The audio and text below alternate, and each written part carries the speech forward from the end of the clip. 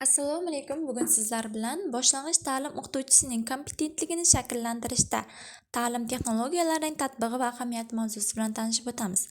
Bizda quyidagi rejalar mavjud: ta'lim texnologiyalari haqida ma'lumot, ta'lim texnologiyalarining turlari hamda ta'lim texnologiyalarining ta'limdagi ahamiyati. Ta'lim texnologiyasi bu ta'lim maqsadiga erishish jarayonining umumiy mazmuni, ya'ni avvaldan loyihalashtirilgan ta'lim jarayonini yaxlit tizim asosida bosqichma-bosqich amalga oshirish.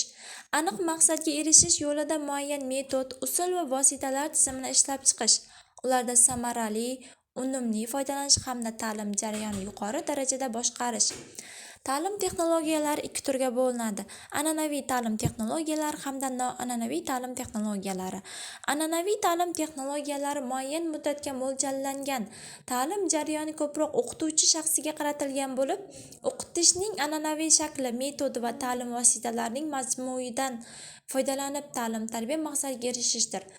Noan'anaviy ta'lim texnologiyasi muayyan muddatga mo'ljallangan. Ta'lim jarayoni markazida talaba shaxsi bo'lib, o'qitishning zamonaviy shakli, faol o'qitish metodlari va zamonaviy didaktik vositalarni o'z ichiga oladi.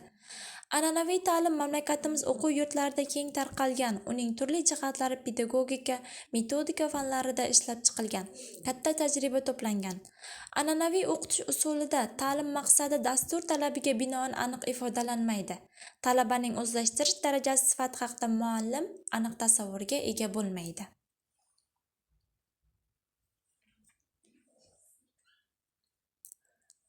Noan'anaviy ta'lim texnologiyasi an'anaviy ta'lim texnologiyasidan farq qilib, o'quvchilarning bilish faoliyatlarini rivojlanishiga imkoniyat yaratadi. Mustaqil ishlashlariga alohida e'tibor beriladi. Bilish faoliyatlari izlanuvchan va ijodiy xarakterga ega bo'ladi. Noan'anaviy ta'lim texnologiyasini o'z navbatida 3 qismga bo'lish mumkin: hamkorlikda o'rganish, modellashtirish hamda tadqiqot. Hamkorlikda o'rganish o'quvchilarning bilimini o'zlashtirish, singdirish, mustahkamlash bo'yicha reproduktiv faoliyatni ta'minlovchi, o'quvchilarning kichik guruhlarda yoki juftliklarda ishlashi evaziga ta'lim olishidir. Modellashtirish real hayotda va jamiyatda yuz beradigan hodisa va jarayonlarning ixchamlashtirilgan va soddalashtirilgan ko'rinishini sinfxonada yaratish hamda ularda o'quvchilarning shaxsan qatnashishi, o'z faoliyati evaziga ta'lim olishini ko'zda tutadi.